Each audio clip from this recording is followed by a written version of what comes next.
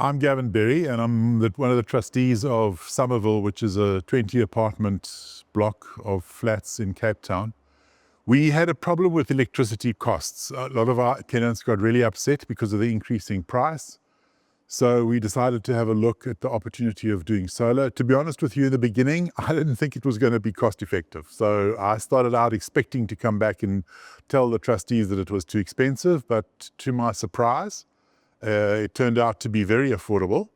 In the end, we did a comprehensive reference check on various suppliers. In the end, we got AWPower in, who brought in the FoxESS equipment, and we have been thrilled with the results. We've done far better than we thought, and it's early days because we haven't seen a whole year go past yet, but in summer, we're using very small percentage of grid power, 3 or 4%.